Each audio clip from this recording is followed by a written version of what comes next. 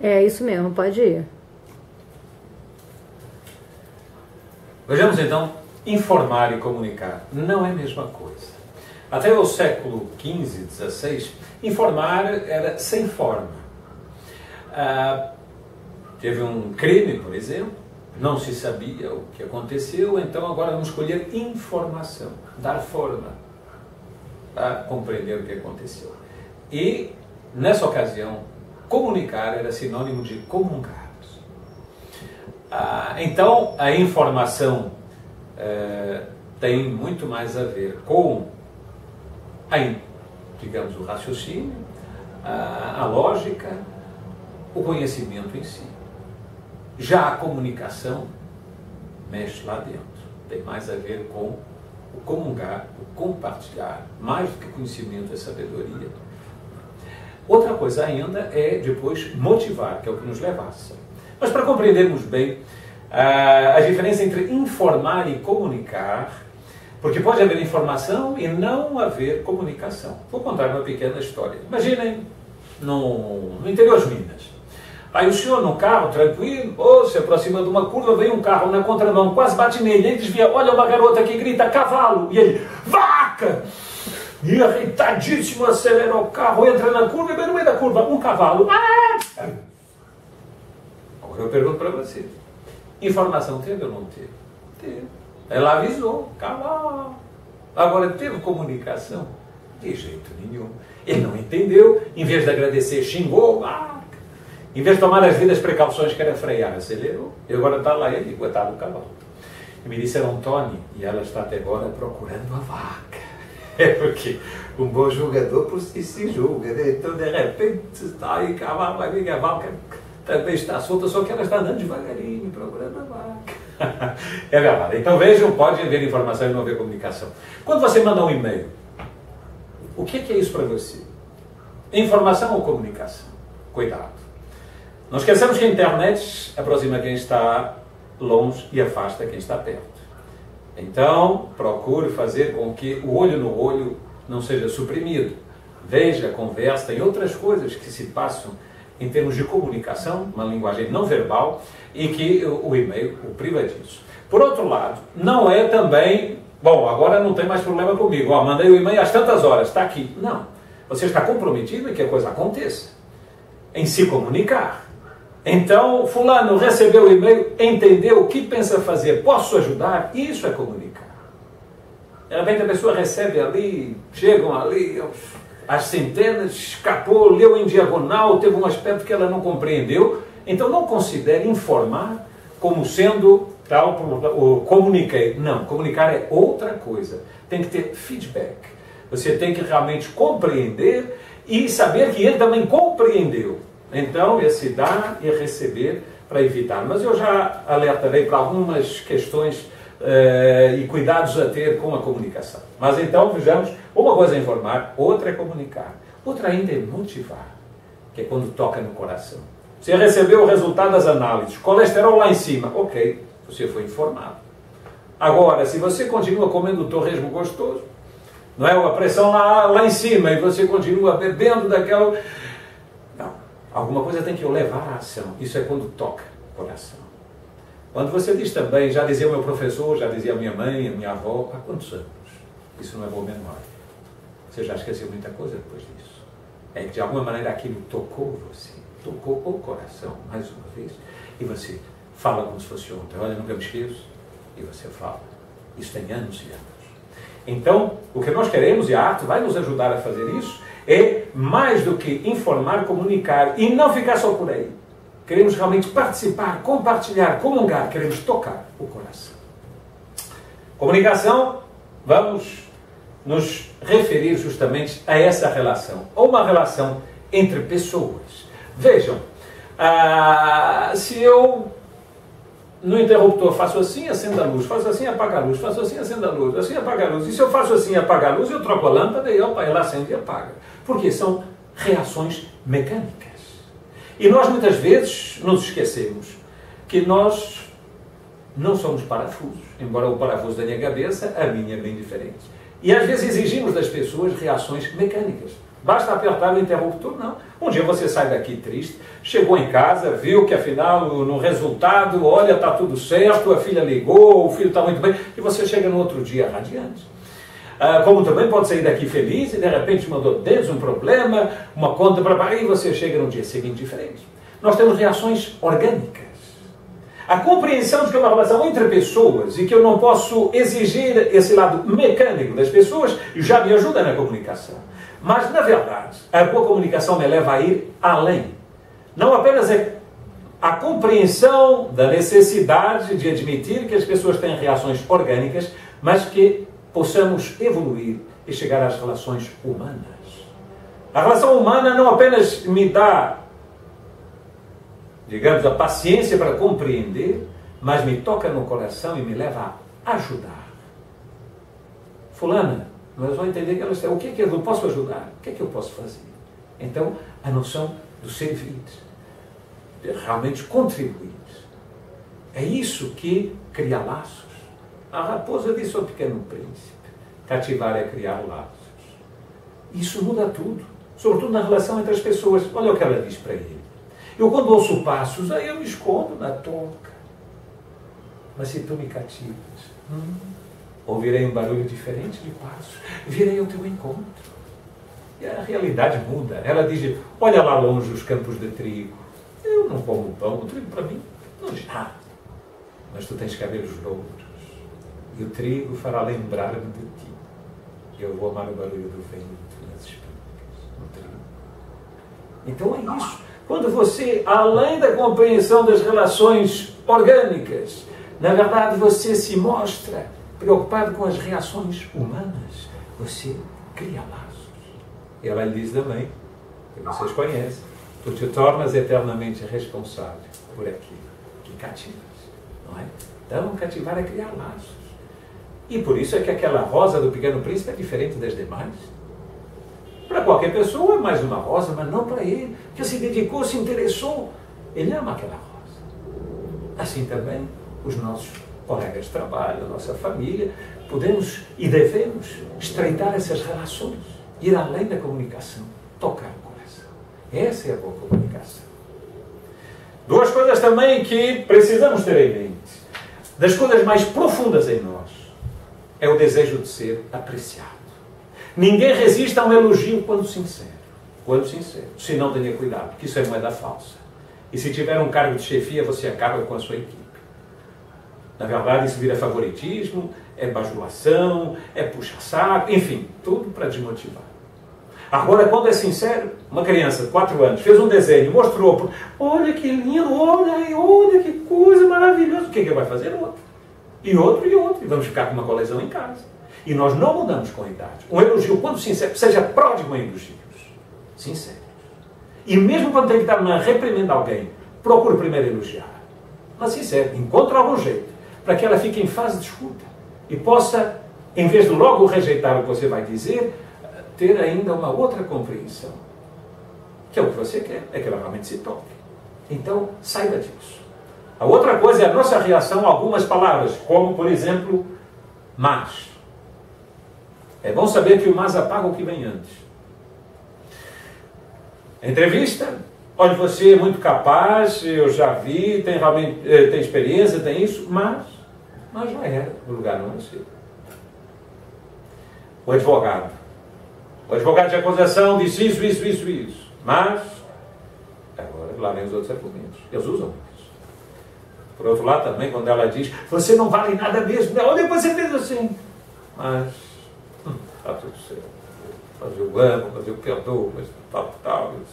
Bom, então, saiba fazer isso. Está num período de avaliação. Vai avaliar os seus colaboradores. Cuidado. Por exemplo, se você cita a palavra crítica, já tem que explicar. É uma crítica construtiva. Evite. Porque ela já te condiciona. E o momento de avaliação é um momento importante para a empresa. É realmente para todos. É o modo de poder progredir. Esse nosso aprimoramento tem que ser contínuo e todo mundo entende. Ninguém gostaria, por exemplo, de ser operado por um médico que continua operando como há 30 anos atrás. Era um rádio desse tamanho, uma semana na clínica. Hoje são 3 pulinhos e no dia seguinte você está em casa. Ninguém gostaria de ser, da mesma maneira, defendido por um advogado que foi brilhante na prova da OAB, mas depois não abriu mais o código. né? E o pianista que diz, passou no conservatório, diz, agora eu já sei tocar piano, não preciso treinar. Você não vai ver numa sala de espetáculo. Então, nós estamos conscientes da necessidade desse aprimoramento. E o momento da avaliação é uma ajuda para se definir um plano de ação que não seja um castigo, mas um plano de desenvolvimento. Mas se não souber colocar isso em termos realmente de boa colocação, se não tiver cuidado com essas nossas reações, se não souber elogiar e, por outro lado, pior ainda, se criticar na frente de todo mundo, isso realmente vai se perder aquela bela ocasião de progredir, que é o que a empresa quer também. Quer a melhora dos seus colaboradores. E você, como chefe, tem que ter um dobro do cuidado com isso. Um é óbvio. Numa reunião você está dando um atestado de ignorância, um cala-boca para a pessoa. E de repente você está precisando da ideia que ela vai dar. Sabe qual é o artigo mais vendido nas papelarias? É o post-it. Você escreveu, cola, tira. Como é que isso surgiu? Inicialmente um fracasso. Um engenheiro tinha como missão fazer uma cola super dura para 3M. Deu errado. Fez uma cola que não colava nada. Pronto, aquilo, joga fora. Eu tinha um colega, músico, que quando ia tocar, para separar as páginas da partitura, né, botava uns papéis. E aquilo, às vezes, caía tudo, chegava lá. Aí ele pensou, e se eu botasse aquela cola que não cola nada? E pegou um papelzinho, botou, pumba, passou ali também. Aí chegou lá, se instalou, foi tocar, tocou, levou para casa, chegou em casa, tirou sem rasgar. Pronto, estava inventado o post-it. Então veja, às vezes alguém pode ter uma ideia que o outro depois pega e tal, por isso cuidado, como é óbvio. Não, temos que estimular através da boa comunicação o diálogo, mas também a criatividade, a inovação. É nesse estímulo que realmente você vai conseguir isso. E que a empresa precisa, ou você na sua atividade, qualquer que ela seja. Porque ninguém se banha duas vezes na mesma água do rio. A realidade está aí mudando a cada dia. E nós precisamos ter justamente essa capacidade também de criar, de nos adaptar. Olhem agora alguns cuidados a ter com a comunicação. Se você disser, perguntar o que é comunicar, provavelmente alguém vai dizer, comunicar é falar. Muito bem. Nilis de intellectus quod primus non furit incensus. Mas Tony, isso é latim. Eu sei. E você muitas vezes fala latim até sem se dar conta. Você está habituado às siglas na sua empresa. Saiu dali, está falando com um cliente ou com um amigo, diz, pô, o CD pô, não está legal não. Agora a FR eu gostei. Mas o que eu penso que vai ser a solução mesmo é quando a DG falar com o RH, que vai falar com a PCO. Eu estava num congresso em que vejo o presidente da empresa elogiar o CD, que agora sim, estava muito legal. Eu disse, mas o que querem? Também tem DVD? Ele disse, não, CD é o centro de distribuição. Sim. Para mim eu estava falando latim. Tá certo? Então, temos cuidado com isso, que é muito comum. Agora também me podem... Então, não é só falar. Tem que falar, mas falar a mesma língua. Muito bem. Nós falamos a mesma língua. Eu cheguei em janeiro, no Rio de Janeiro. Um calorão, mas na Europa um frio de rachar. E eu não tinha roupa apropriada para a estação, né? Tanto calor. Entro na loja, a menina vem sorridente e eu penso, olha, eu queria uma camisola, por favor. Quando eu pedi a camisola, ela, mas tudo bem, me disse, mas e que número? Aí eu disse, não sei, para mim, eu gosto das marcas. Uma camisola, aí disse, um momentinho. Aí foi, voltou, não com a camisola, mas com a gerente, que me fez a mesma pergunta, o que eu queria. Aí eu lá dei mais uns detalhes, manga curta e tal. Aí ela, não, uma camisola. Aí entrou alguém e disse, olha, uma mais ou menos como essa, mas queria com outra. Uma camiseta. Sim, uma camiseta. Ok. E é quando eu cheguei à casa dos meus filhos que eu disse, não entendi a cara das meninas quando pedi a camisola. O que você pediu?